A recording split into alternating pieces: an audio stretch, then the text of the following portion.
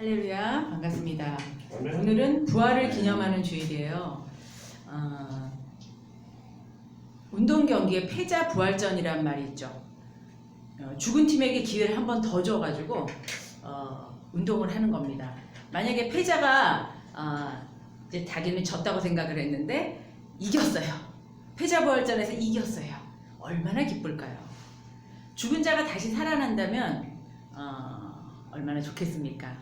우리 주변에 많이 돌아가신 분들이 많은데 그분들이 죽지 않고 또 살아나고 또 살아나고 또 살아난다면 어떻겠습니까?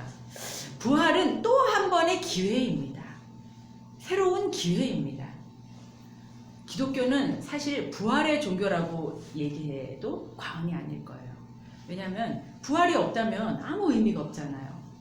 한마디로 말해서 안고 없는 찐빵이고 바퀴 없는 자동차고 패티 없는 햄버거다. 이렇게 말씀을 드리고 싶습니다. 여러분은 예수님의 부활을 확실히 믿는가요? 오늘은 예수님이 부활한 확실한 증거는 무언가 알아보는 시간을 가졌으면 좋겠어요. 예수가 부활한 거랑 나랑 또 무슨 상관이 있는지 또 한번 알아보는 시간을 가졌으면 좋겠습니다. 그 마커스 보그라는 신학자가 있는데 마지막 일주일이라는 책을 썼더라고요. 그 책에 보면 예수님이 부활하시기 전 그 일주일 돌아가시고 또 부활하시는 그 일주일을 요일별로 써놨는데 일요일에는 예수님께서 나귀를 타시고 예루살렘 성 안으로 들어가셨어요. 그래서 많은 사람들이 호산나 호산나 다윗의 왕이여 하고 찬양을 받으면서 예루살렘으로 입성을 하셨습니다. 월요일 날은 무슨 일을 했냐면 성전을 정화하는 일을 하셨어요.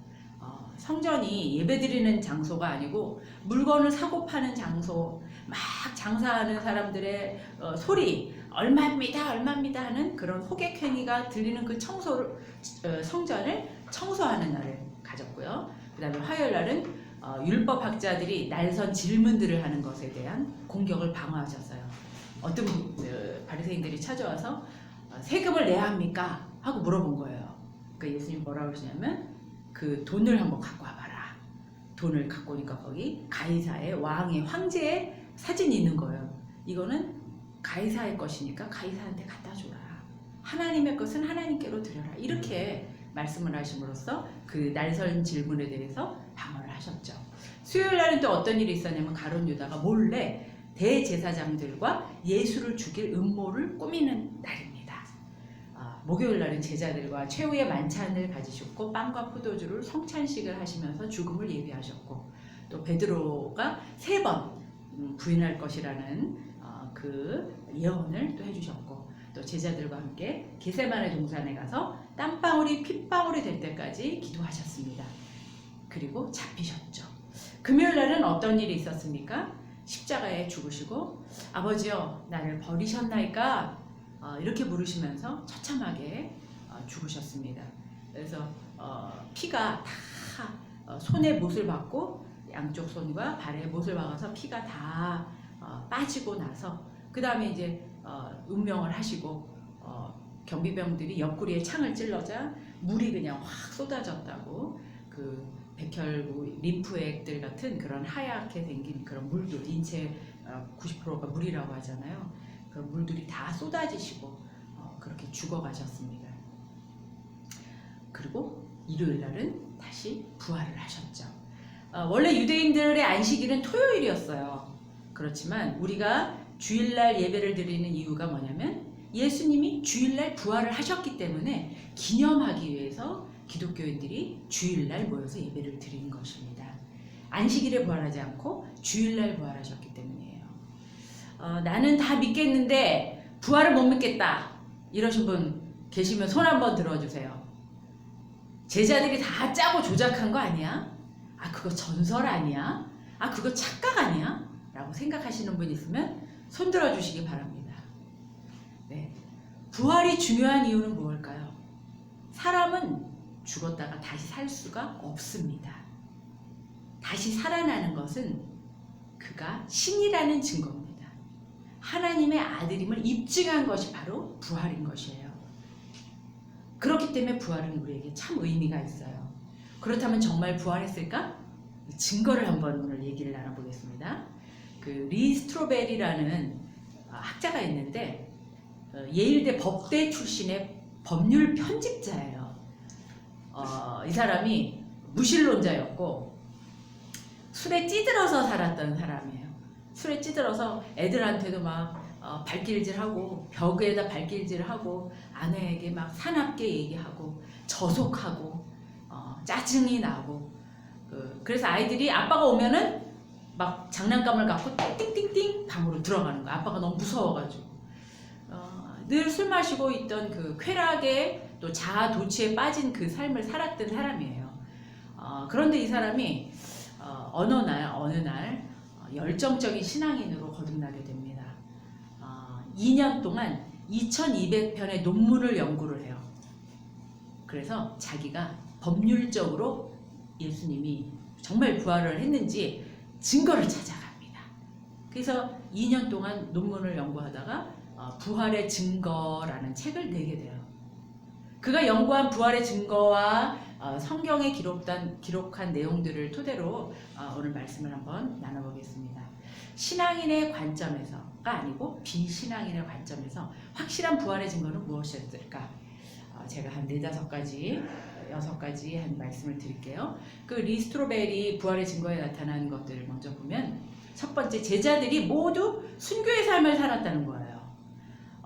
만들어낸 허구고 전설이라면 정말 목에 칼이 들어오고 그 모진 고문 속에서 자신의 목숨하고 맞바꿀 가치를 그가 느꼈을까요?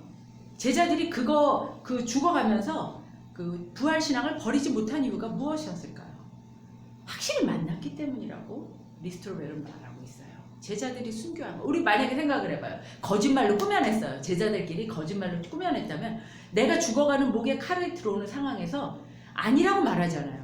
그런데 부활했다. 예수님은 부활했다. 예수님은 살아계시다라고 확실하게 목에 칼이 들어와도 부인할 줄 못했던 거예요. 그것을 부활의 증거라고 보고 있습니다. 여러분은 어떻게 생각하시나요? 두 번째, 예수를 거짓 선지자로 여겼던 사람들의 변화예요. 누가 있냐면 예수님의 동생 야고보예요. 왜 그 예수님이 고향에서는 천대받았다고 하잖아요. 그 친형인 예수, 야고보의 동생이니까 친형인 예수를 믿지 않았어요. 다른 사람들은 다 예수를 믿었는데 야고보는 자기 형인데도 예수를 믿지 않았어요. 가족이 땅끝이더라고요. 제가 살아보니까 가족이 땅끝이에요. 고린도전서 15장에 부활하신 예수가 야고보를 만납니다. 자기 동생을 만나주십니다. 그러고 나서 이 야고보는 나중에 예루살렘 교회 지도자가 됩니다. 예수님이 부활하시고 예수님이 하나님의 아들이었다. 내가 형으로 나의 육체적인 형으로만 알았는데 예수는 하나님의 아들이었다 라고 고백을 하고 변한 거예요. 또 한 사람, 우리가 알고 있는 유명한 사람, 사도 바울. 사도 바울의 그 회심과 그 목숨을 다하고 그 다음에 결혼도 하지 않은 채 순교까지 한 그 삶을 바라볼 때 예수님을 만난 사람이기 때문에 그렇게 할 수 있었다. 네. 또 세 번째, 빈 무덤입니다. 이 그 빈 무덤, 예수를 연구하는 학자들의 75%는 빈 무덤이었다. 제자들이 훔쳐간 것이 아니다. 라고 주장들 하고 인정을 하고 있어요. 예수는 부활했다. 라고 인정을 하고 있어요.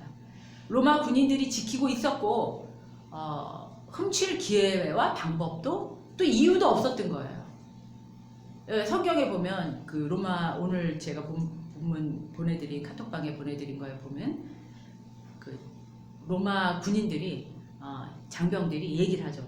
제자들한테 돈을 줘가지고 군인들한테 헛소문을 퍼치게 제자들이 훔쳐갔다고 해라. 그렇게 합의를 하는 장면들이 나옵니다. 네 번째는 여자들의 증언이에요. 안식 후 첫날 이른 새벽에 막달라 마리아와, 그러니까 금요일날 새벽이죠. 제일 처음 예수님의 부활을 발견한 것이 여자들이라고 성경에 기록이 되어 있어요. 그런데 1세기에 그 당시에 유대와 로마의 문화에서 여자의 증언은 값어치가 없었어요. 천대받고 믿지 않았던 거거든요. 만약에 작전을 짜고 속이려고 했다면 여자들이 빈 무덤을 처음 발견했다? 그런 말 듣지 않았을 거예요. 오히려 베드로나 요한 같은 남자들이 발견했다? 이렇게 주장했을 거라는 거예요. 불리하고 신빙성도 없는 그 기록을 기록하지 않고 사실이기 때문에 기록을 했다라고 얘기하고 있습니다. 그 다음 5번째, 다양한 증언들이에요. 한 가지 사실에 대해서 우리는 제각기 봅니다. 똑같은 일을 경험해도 다양한 방법으로 증언이 나오는 것이 진짜 사실이라는 거죠. 만약에 짜고 만들었던 거라면 천편일률적으로 똑같은 사람이 똑같은 말을 했을 텐데 다양한 방법으로 예수의 부활을 증언하고 있다는 사실입니다. 또 6번째 마지막은 과학적으로 증명되지 못한다라는 거예요. 그 부활을 과학적으로 아무도 증명하지 못한다는 거예요.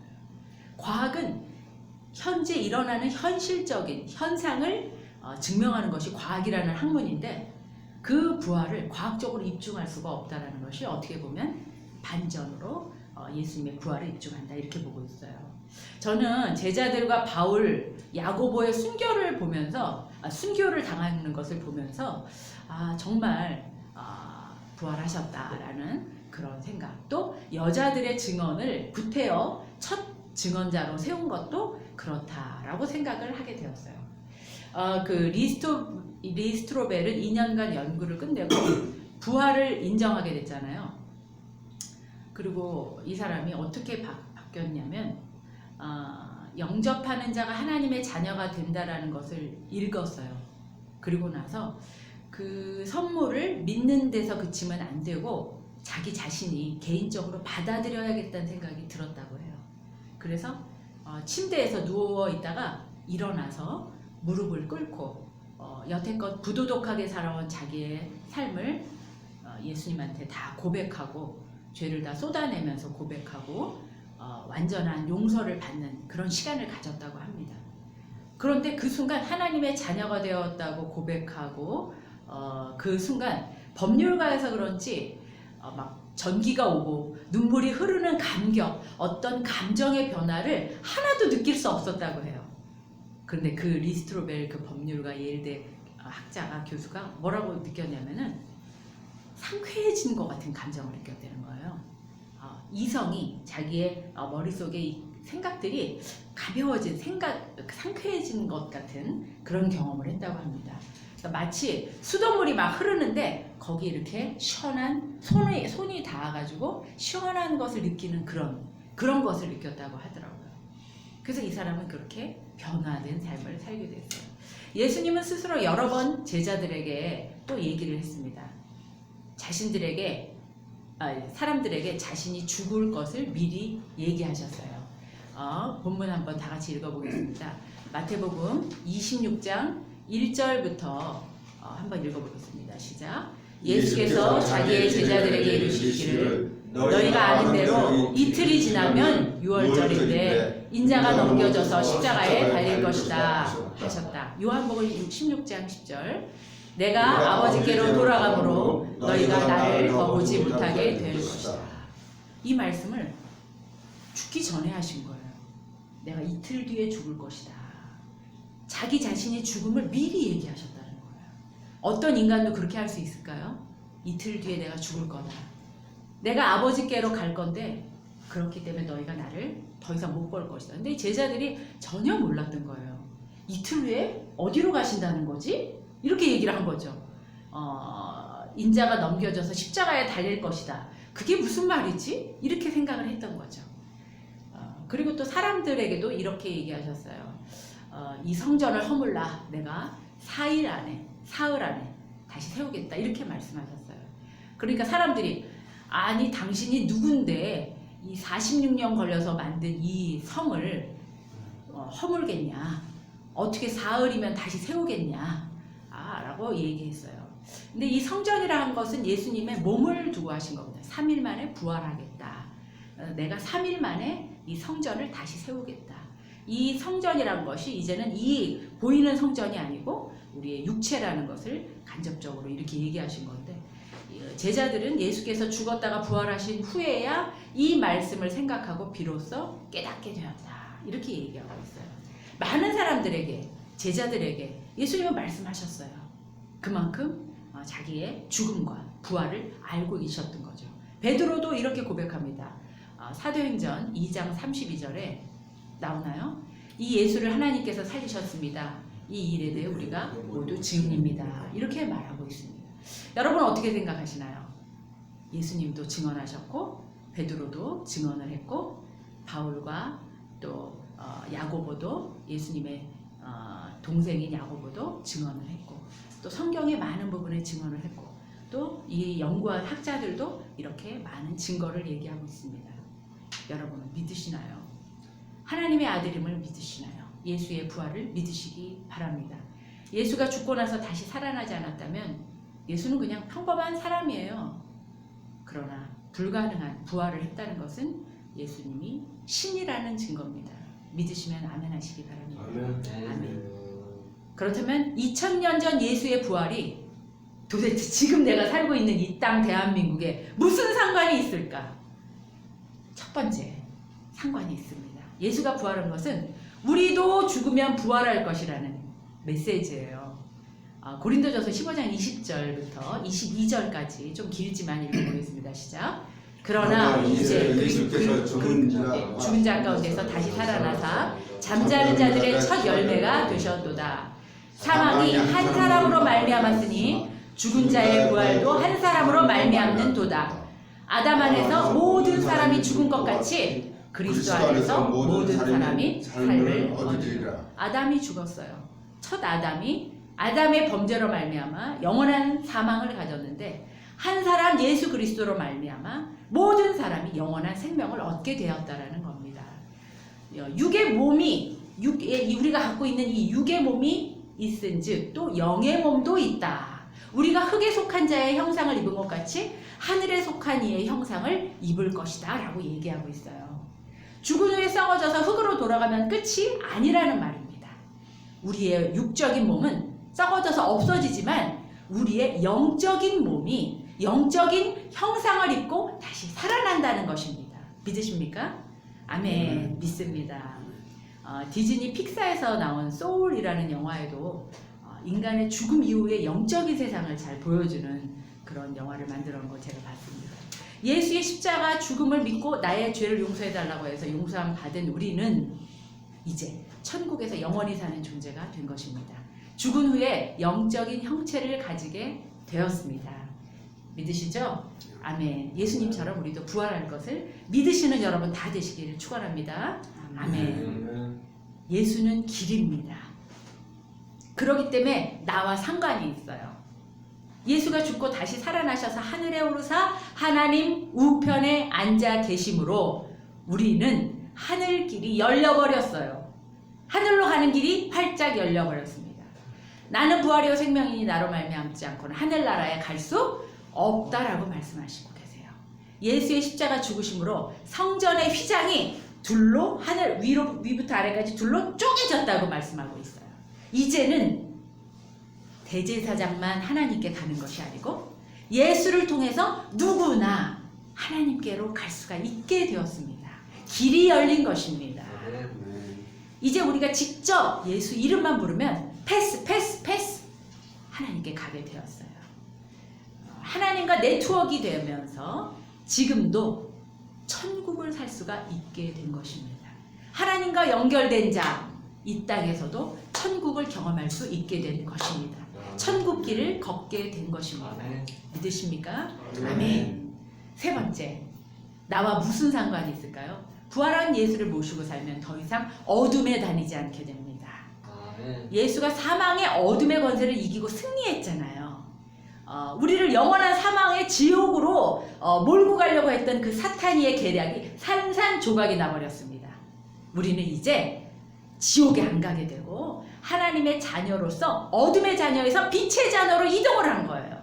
하나님의 자녀로 신분이 완전히 뒤바뀐 존재가 되어버렸습니다. 사탄이 주는 가장 큰 거짓말 무엇인지 아세요? 너는 혼자다. 아무도 널 사랑하지 않아. 아무도 널 아끼지 않아. 너는 혼자야. 너는 바보야. 너 바보야. 너는 무능한 인간이야. 너는 죽어야 되는 인간이야. 이 바보야. 이런 말을 계속하는 게 바로 사탄이에요, 여러분. 우리 마음에 거짓말을 넣어주는 게 바로 사탄이에요. 그래서 성경에 뭐라고 얘기하냐면 잠언 4장 23절. 다 같이 읽어볼까요? 없습니다. 없습니까? 네. 아이고. 여기 있네요. 네, 모든 지킬 만한 것 중에 더욱 내 마음을 지키라. 생명의 근원이 이에서 남이니라. 이렇게 말씀하고 계십니다. 네. 무엇을 지키라고요? 마음을 지키라고요. 가장 중요한 게 뭐냐고요? 마음에 사탄이가 집어넣는 거예요. 그런 엉뚱한 생각을 집어넣는데 여러분 예수님 붙잡고 사탄이에게 속으면 안 돼요. 그땐 귀를 막으시고 아니야! 라고 얘기하셔야 돼요. 하나님은 뭐라고 얘기하시는지 아세요? 내가 너를 고아처럼 버려주지 않고 세상 끝날까지 함께 할 것이다. 내가 너를 온 세상 다 주어도 바꾸지 않을 것이다. 한 영혼이 온 천하보다 나에게는 더 귀하다. 너 하나를 위해서 내가 나의 외아들을 세상에 보내서 십자가에 죽게 했다. 라고 얘기하고 계십니다. 이 말을 믿으시기 바랍니다. 사탄이는 거짓의 아비예요. 성경은 그렇게 얘기하고 있어요. 사탄이를 거짓의 아비라고 얘기하고 있어요. 사탄이 말을 들으면 절대 안 됩니다. 귀를 막아야 합니다. 그러나 예수는 성령을 보내셨어요. 진리의 영을 보내셨어요. 성령을 진리의 영이라고 합니다. 거짓을 말하지 않아요. 아멘. 가장 진실된 것, 가장 참된 것을 우리에게 알려주시는 분입니다. 여러분, 진리의 가치는 변하지 않는 게 진리입니다. 아멘. 만약에 20대는 진리라고 내가 이거를 진리라고 생각했는데 70대 가서 그게 진리가 아니었어. 90대 가서 그게 진리가 아니었어. 그러면 그게 진리인가요? 진리는 변치 않는 게 진리입니다. 아멘. 우리나라에 대표적인 3대 철학자가 있어요. 그 3대 철학자 중에 제일 나이 많으신 분이 지금 102살이신데 그 3대 철학자 중에 두 분이 먼저 세상을 떠나셨어요. 그런데 그 철학자들이 평생 연구하는 게 뭔지 아세요? 진리를 연구하는 게 철학자예요. 그래서 종교는 담을 쌓고 진리를 연구한 거예요. 평생. 철학의 근본이 뭐냐? 진리를 연구하는 거예요. 그런데 두 사람이 마지막 죽기 전에 진리를 자기가 연구했던 그 진리를 불변하다고 이렇게 부인하고 예수의 진리를 받아들이셨어요. 그러니까 한 친구가 아니 저기 신문에 났는데 교회에서 장례를 치른다며? 아니 그 교수가 철학자인데 신앙인이었어? 크리스천이었어? 그랬더니 다른 교수가 이렇게 그분이 돌아가시기 전에 하나님을 믿고 예수 그리스도가 진짜 하나님의 아들인 걸 믿고 하나님께 나의 영혼을 부탁한다고 그렇게 돌아가셨다고. 그러니까 그 다른 친구 셋 중에 한 분이 그러시더래요. 그렇지 길이 없더라 이렇게 얘기하셨다는 거예요. 진리를 붙잡는 우리가 되길 바랍니다. 우리나라의 3대 철학자 중에 두 분이 그런 삶을 사셨고 지금 한 분도 그렇게 진리는 예수 그리스도라고 얘기하고 계십니다. 부활은 지금부터 영원히 우리와 함께하는 현실적인 거예요. 오늘 그걸 얘기해 보고 싶습니다. 부활이 왜 나와 상관이 있는가? 내 인생에 직접 개입하기 때문이에요. 예수님이 우리 안에 계시잖아요. 우리가 예수님을 영접하면 우리 안에 계시잖아요. 부활했기 때문에 우리 안에 계시잖아요. 부활하지 않았으면 지금 나와 상관이 없습니다. 요한계시록 3장 20절 한번 읽어보겠습니다. 중요한 말씀이니까 다 같이 큰 소리로 읽어보겠습니다. 시작. 볼지어다 내가 문 밖에 서서 두드리노니 누구든지 내 음성을 듣고 문을 열면 내가 그에게로 들어가 그와 더불어 먹고 그는 나와 더불어 먹으리라. 아멘. 문을 여시는 여러분 되기를 바랍니다. 아멘. 그때 부활한 예수님이 우리 안에 들어오셔서 우리와 먹고 마시는 삶을 살게 됩니다. 내가 혼자 살아가는 것이 아니고 더불어 먹고 살아가게 되는 것입니다. 유기성 목사님은 예수와 놀아라라는 말씀을 들었대요. 놀자. 사역을 열심히 하는 게 중요하지 않고 내가 무엇인가 성과를 내는 게 중요하지 않고 내 안에 계신 예수와 놀자. 이렇게 주장하고 계십니다.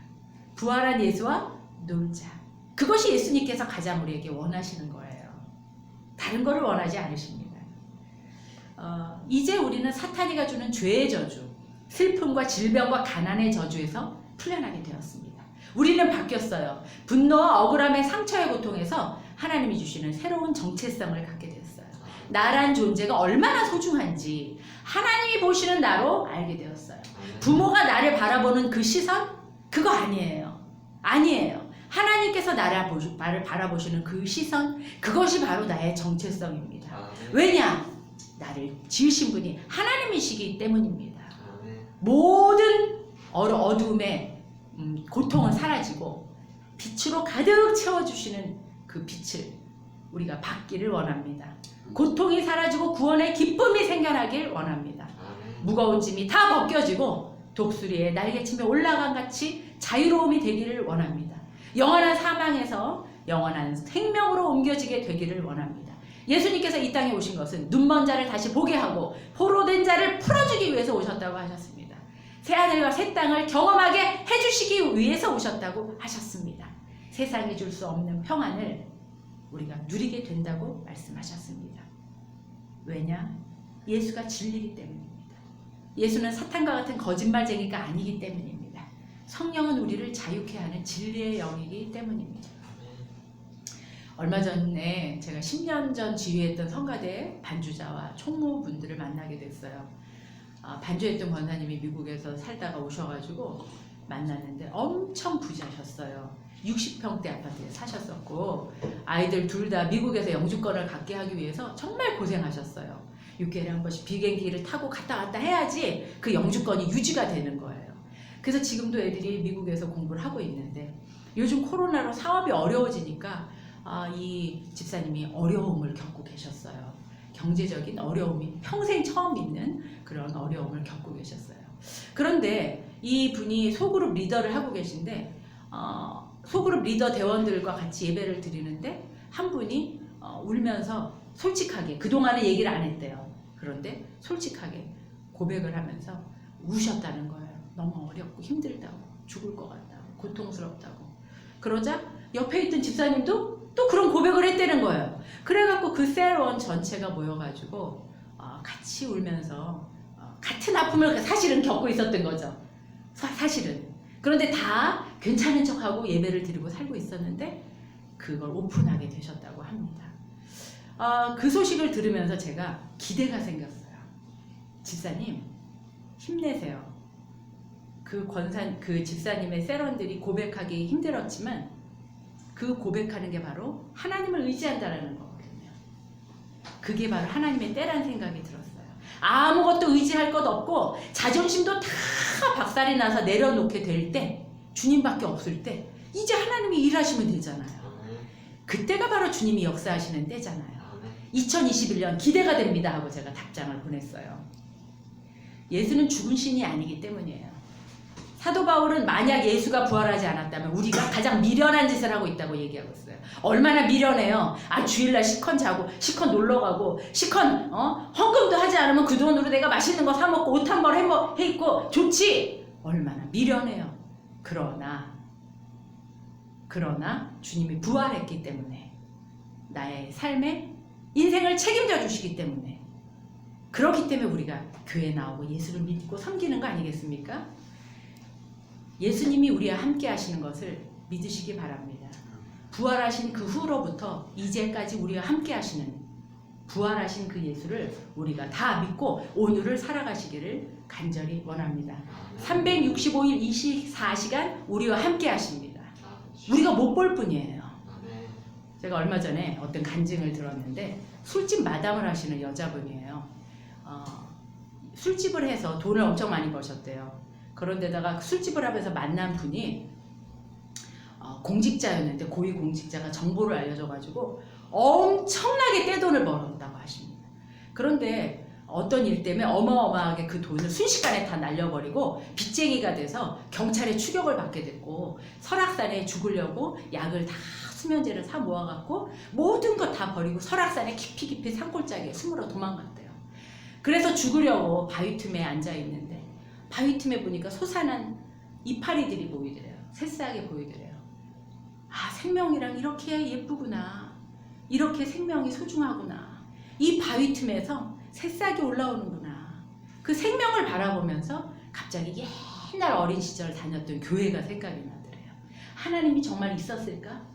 그러면서 하나님한테 얘기를 시작했대요. 하나님 도대체 있습니까? 하나님 계십니까? 그 순간, 그 어려운 순간에 하나님의 임재가 확 밀려오면서 뜨거운 눈물이 막 흐르더라는 거예요.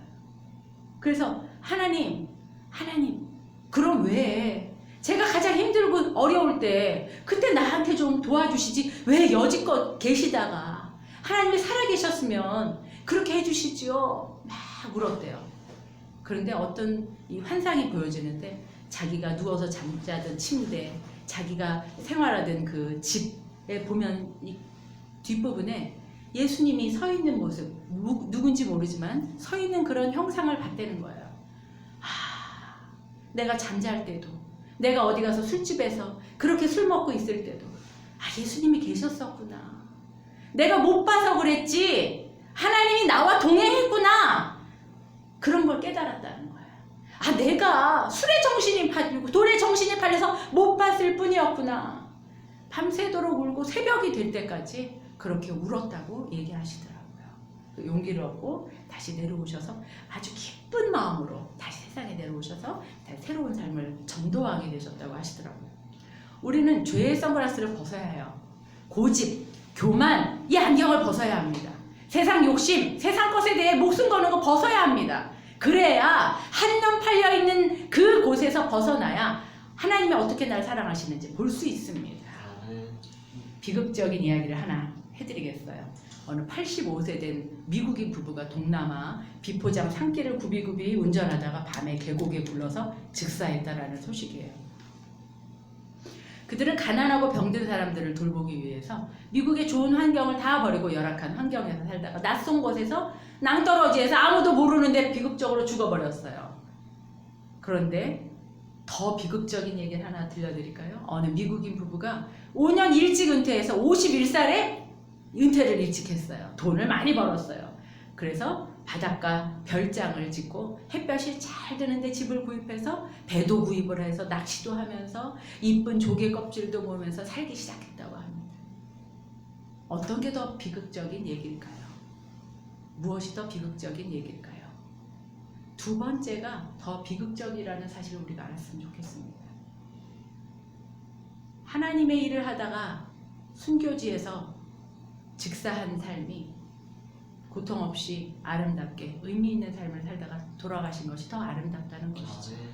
은퇴해가지고 50살부터 평생 아무것도 하는 일 없이 햇볕 쬐이면서 조개 껍데기 모으면서 낚시하면서 사는 게 그게 행복인가요? 많은 사람들이 그게 행복이라고 생각합니다. 지난번에 제주도 다녀와서 은퇴 후에 여기서 살고 싶다는 생각을 했습니다. 잠깐은 좋아요. 그렇지만 우리가 100년을 살아가는 세대에 50년 동안을 그렇게 살라 그러면 얼마나 비극이겠습니까? 주님은 심판자로 오십니다. 우리가 사도신경에 날마다 고백하죠. 주님 앞에 섰을 때 뭐라고 말씀하실 것 같으세요? 주님, 저 좀 한번 보세요. 제가 몸 관리 얼마나 잘했나 좀 봐주세요. 주님, 저 피부 관리 얼마나 잘했나, 쌍꺼풀 수술했는데 쌍수가 얼마나 잘 됐나 봐주세요. 우리 이번 주에 눈썹 문신하신 분 2분 계신데 주님, 저 눈썹 문신 얼마나 잘했나. 이거가 아니잖아요. 사실 얼마나 좋은지 더 할 말이 없다면, 그것 말하고 나서 할 말이 없다면 얼마나 비극적이겠습니까? 죽은 신앙이 아니고 부활한 신앙으로 살아갔으면 좋겠어요. 다시 태어난 자로 새롭게 살아갔으면 좋겠습니다. 우리는 부활을 믿는 자들입니다. 얼마나 감격스럽습니까? 감사합니까?